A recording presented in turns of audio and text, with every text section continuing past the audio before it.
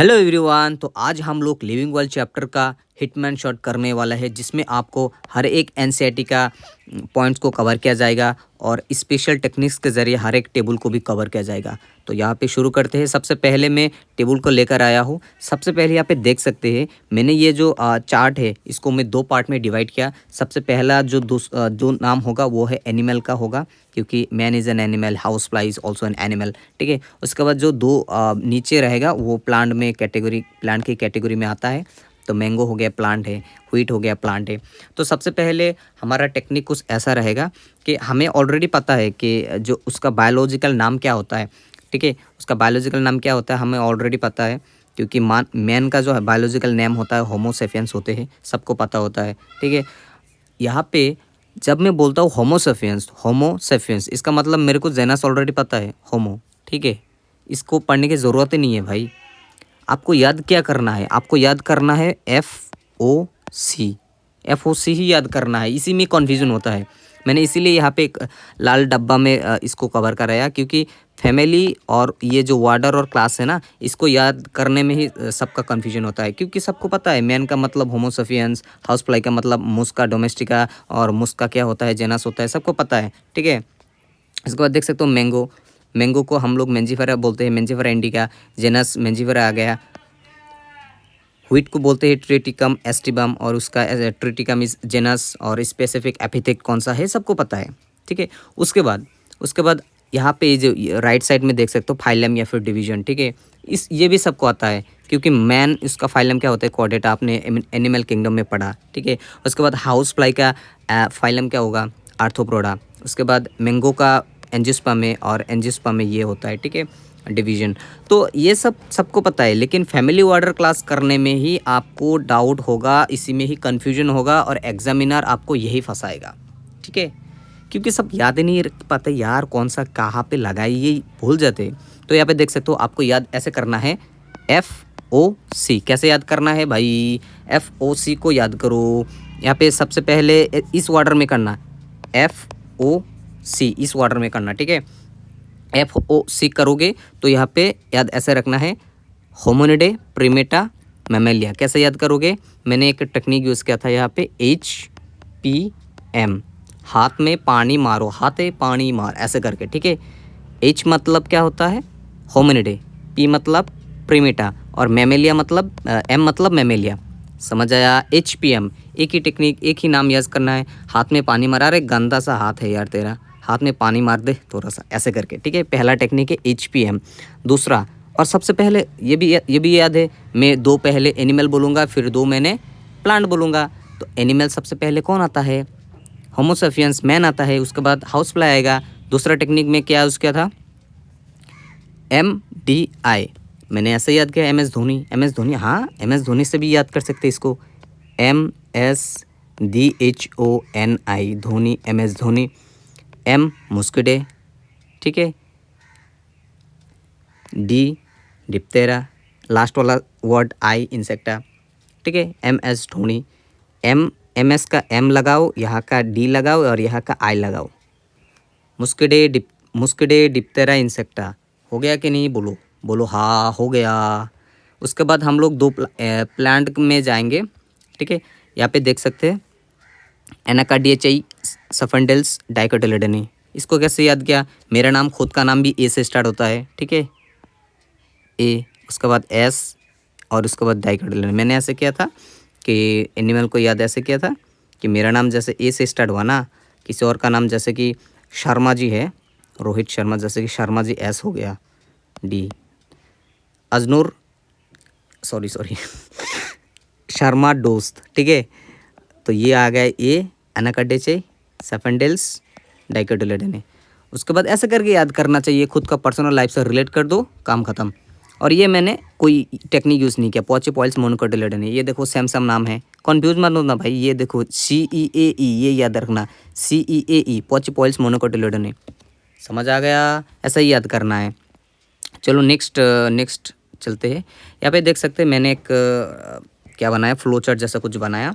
तो यहाँ पे देख सकते हैं मैंने यहाँ पे लिखा स्पीशीज़ के ऊपर मैंने लिख दिया जेनस के ऊपर लिख दिया फैमिली, क्योंकि ग्रुप ऑफ स्पीसीज को ही हम लोग जेनस कहते हैं। देखो यहाँ में मैंने उसका डिस्क्रिप्शन भी लिख दिया। फैमिली किसको कहते हैं भाई? ग्रुप ऑफ जेनस, मतलब नीचे वाला। उसके बाद वार्डर किसको कहते हैं? उसके ऊपर वार्डर है, वार्डर किसको कहेंगे? Group of family. समझ आया? उसके बाद देखो वार्डर, अब देखो क्लास में चलते हैं, ये क्लास है, क्लास किसको कहते हैं? ग्रुप ऑफ वार्डर, ये देख लो। उसके बाद फाइलम या डिवीजन किसको कहते हैं? Group of class. ऐसे करके ऊपर गया, तो जो नीचे रह गया सबसे नीचे, वो क्या है? वो एक्सक्लूसिव है, दैट इज़ एक्सक्लूसिव। समझ आया? इंक्लूसिव कौन है? इंक्लूसिव मतलब सब कुछ इंक्लूडेड है।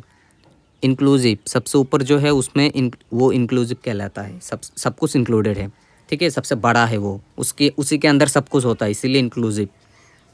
अब देखो यहाँ पे दो टर्म में कन्फ्यूजन हो सकता है आपको। एक है what is general character and what is common या फिर सिमिलर कैरेक्टर, ठीक है। कन्फ्यूजन मत होना, क्योंकि जो जनरल कैरेक्टर होता है उसका ट्रेंड अलग है और जो कॉमन कैरेक्टर या फिर सिमिलर कैरेक्टर होता है उसका ट्रेंड अलग है, बिल्कुल अपोजिट है दोनों का, ठीक है। जनरल कैरेक्टर और जनरल कैरेक्टर का मैंने ट्रेंड लिख दिया कि यहाँ पे जनरल कैरेक्टर ये यहाँ पे मतलब लेस, मतलब स्पीशीज़ में लेस होता है, ठीक है। और जब ये ऊपर जाएगा तो ये मोर होगा, ज़्यादा बढ़ेगा, ज़्यादा होगा, मतलब ऐसे करके इंक्रीजिंग ऐसे ऊपर जाएगा, ठीक है, इस ऑर्डर में। और कॉमन या फिर सिमिलर कैरेक्टर की बात करें तो यहाँ पे लेस होता है, मतलब किंगडम में लेस होता है। तो किंगडम से जब तुम यहाँ पे नीचे आओगे स्पेसिस की तरफ, तो वो कॉमन या फिर सिमिलर कैरेक्टर वो बढ़ेगा, ठीक है। लेस मतलब ये नीचे से ऊपर जा रहा है और ये ऊपर से नीचे आ रहा है, kingdom, phylum, class, order, family, genus, species, और ये उल्टा जा रहा है, ठीक है। समझ आया? अब चलो नेक्स्ट हमारा फ्लो चार्ट में चलते हैं। अरे भाई ये तो मेरा पर्सनल फेवरेट है। क्यों भाई? किसी को याद नहीं रहता, दुनिया भर के बहुत सारे बच्चे इसी में कन्फ्यूजन होता है, यही मतलब लिविंग वर्ल्ड का जान है, जान भाई। ये देख लो, सबसे पहले यहाँ पे मैंने वही सेम टेक्निक यूज़ किया। मैंने सबसे पहले क्या किया, जितने भी हमारा एनसीईआरटी का जो फ्लो चार्ट है, जितने भी मतलब उसमें आपका डिस्क्रिप्शन में नाम दिया जाएगा, ठीक है, kingdom, phylum, class, order, family, उसके जो डिटेल्स में लिखा रहेगा ना, उसी में ये नाम है, तो उसको मैं फ्लो चार्ट में कन्वर्ट कर दिया। सबसे पहले मैं सब चीज़ को मैं दो पार्ट में डिवाइड किया, एक है एनिमल, दूसरा है प्लांट, ठीक है। एनिमलिया और प्लानट में डिवाइड करने से ही आधा काम ख़त्म। क्यों? देखो अभी मैंने एनिमलिया जब मैं लिखा किंगडम एनिमलिया, यार यहाँ पे मैंने लिख दिया किंगडम प्लानट है। उसके बाद ये तो तुम्हें सबको पता ही होगा ना, kingdom, phylum, class, order, family, genus, species, सबको पता ही होगा आई गेस, ठीक है। किंगडम, फाइलम, क्लास और फैमिली, ऑर्डर आपको आना चाहिए, नहीं तो नहीं होगा। तो सबसे पहले क्या करोगे, नीचे लिखोगे किंगडम, ठीक है। उसके बाद थोड़ा ऊपर आना, उसमें लिखना कि फाइलम या फिर डिवीजन, उसके ऊपर लिखना क्लास, उसके ऊपर लिखना ऑर्डर, उसके ऊपर लिखना फैमिली, जेनस, स्पीशीज़, ऐसे करके नीचे टू ऊपर, लो टू हाई ऐसे लिखना, ठीक है। लिखने के बाद हम लोग पहले आपको एनिमल का जो एग्जाम्पल है उसको याद कराते हैं। सबसे पहले आपको क्या करना है, आपको ऊपर आना है, ये पैंथेरा पे फोकस करो, पैंथेरा, ठीक है। पैंथेरा क्या है? जेनस है। पैंथेरा आपको पता है क्या होता है, ठीक है। तो पैंथेरा जो जेनस है उसी का मैं 3 नाम लिखाऊंगा। देखो अगर पैंथेरा के साथ आपको टिग्रिस आ गया, स्पेसिफिक एपिथेट अगर टिग्रिस आ गया, या फिर पैंथेरा के साथ आपका स्पेसिफिक एपिथेट पार्डस आ गया, या फिर लियो आ गया, तो इन दैट केस यहाँ पे नाम देख सकते हैं। पैंथेरा टिग्रिस उसका मतलब है टाइगर, पैंथेरा पर्डस उसका मतलब है लियोपार्ड, पैंथेरा लियो इसका मतलब है लायन। अब यहाँ पे फोकस करो, ये जो पैंथेरा है, इस पैंथेरा का फैमिली क्या है? फैमिली उसका नीचे देख लो, फेलिडे, फेलिडे से ही आपका पैंथेरा आया, ठीक है।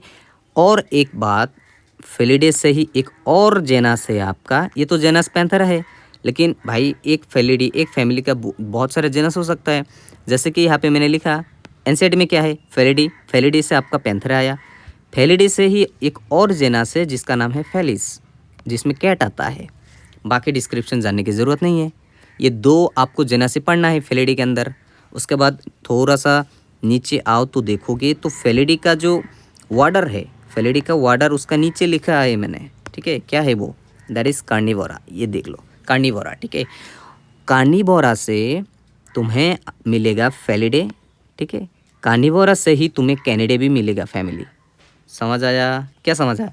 मतलब ये जो कार्निवोरा है, कार्निवोरा से ही फैमिली फेलिडे आ सकता है, कार्निवोरा से ही फैमिली कैनिडे आ सकता है जिसमें डॉग आता है।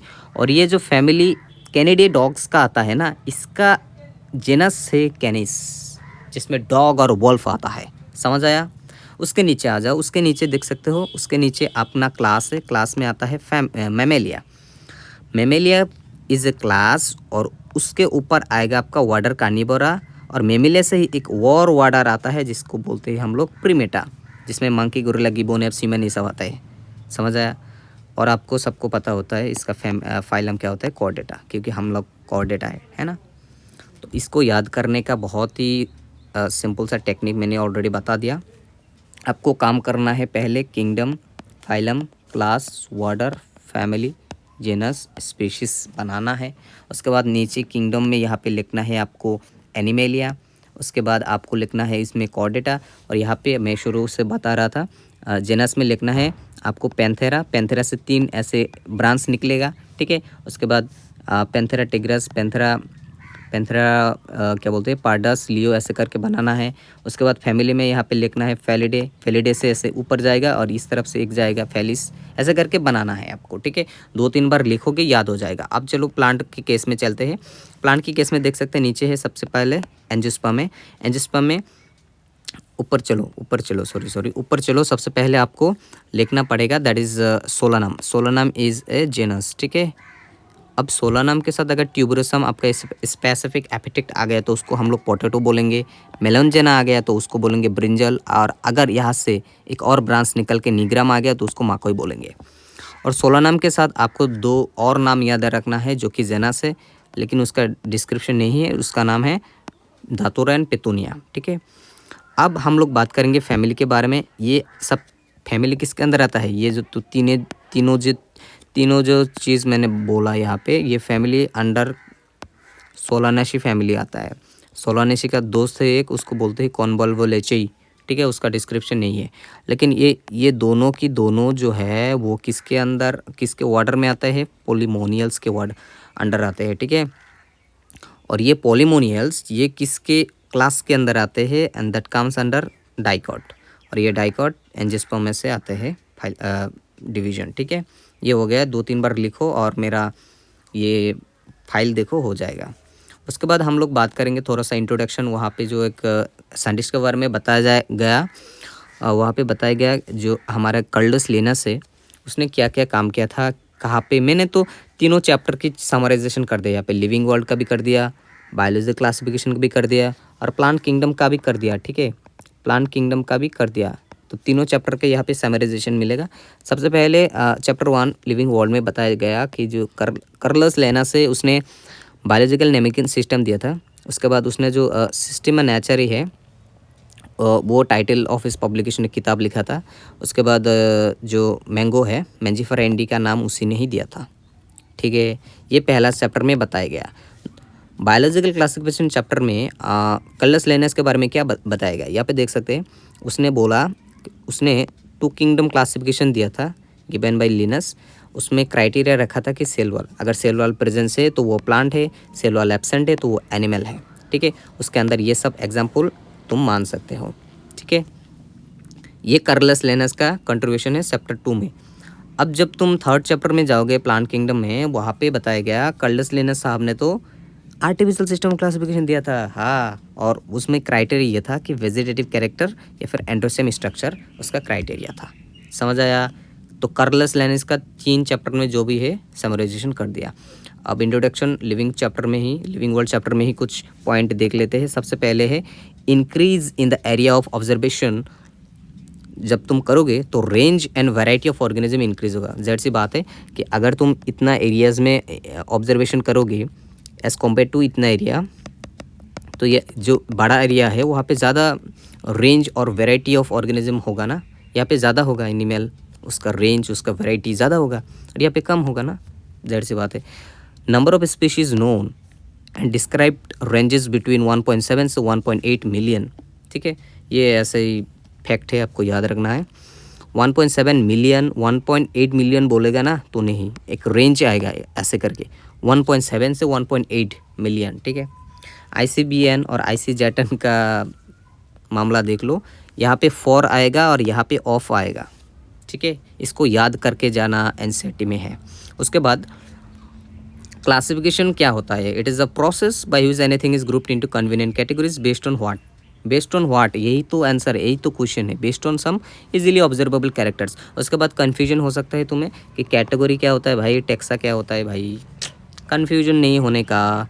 यहाँ पे देख सकते हो scientific term of categories taxa, taxa can indicate categories at very different levels. यहाँ पे देख सकते हैं animals, mammals, dogs represent taxa at different levels, ठीक है। जब मैं बोलता हूँ ना kingdom, phylum, class, order, families and species, ये क्या है, कैटेगरी। उसके बाद उसके अंदर जो भी चीज़ें आते हैं, जिसका कैरेक्टर है, जिसका फीचर्स है, वो क्या है, टेक्सा मान लो, ठीक है। यहाँ पे देख सकते हो basis of modern taxonomic studies क्या है, ये क्या है, ये मैंने लिखा अंदर बाहर, बाहर अंदर CDE, ये क्या है भाई, यही बेसिस है। एनसीईआरटी में देखना, बाहर अंदर C+D+E, ये टेक्निक है। बाहर मतलब मॉर्फोलॉजी, मॉर्फोलॉजिकल स्ट्रक्चर वो बाहर है।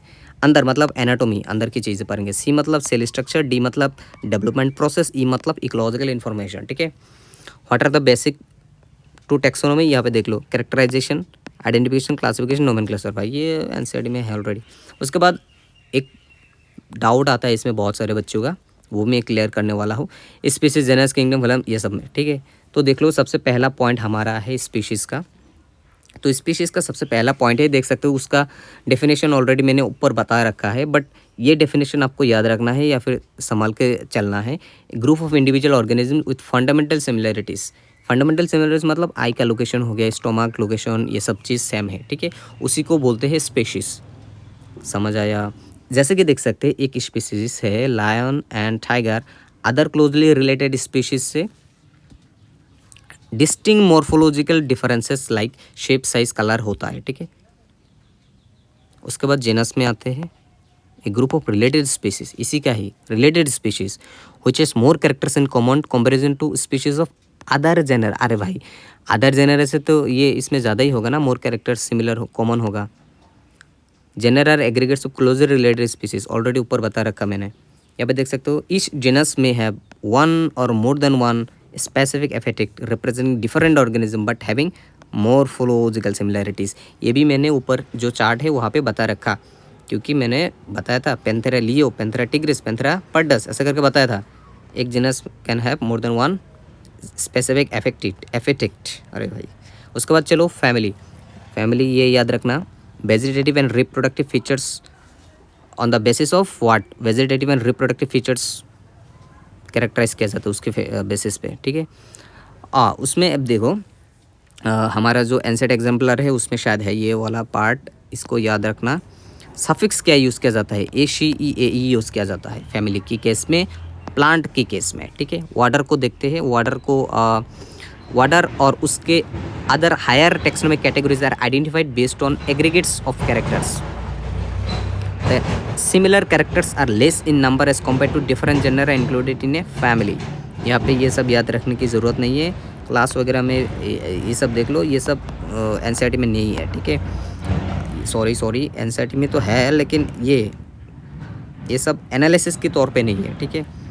उसके बाद हम लोग जाएंगे हमारा अर्नस्ट मेयर के बारे में जानेंगे। उसको हम लोग बोलते हैं the Darwin of the 20th century, और उनको एक टाइटल भी दिया गया Alexander Agassiz professor of zoology emeritus, ठीक है।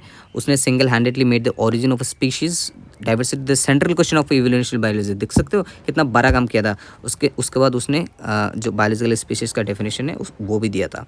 उसको क्या मिला था, 3 प्राइजेस मिला था उसको, ठीक है। 3 प्राइजेस कौन सा है भाई, उसको ट्रिपल क्राउन ऑफ बायो कहते हैं। सबसे पहले Balzan prize, international prize for biology, Crafoord prize. याद कैसे करना है, ऐसे कर सकते हो CBI crime branch of India, ऐसे भी याद कर सकते हैं। C का मतलब क्या होता है देख सकते हो, क्राफोर्ड, B मतलब बल्जन प्राइज़, I मतलब इंटरनेशनल प्राइज़ ऑफ बायोलॉजी, ठीक है। ये सब याद रख सकते हो।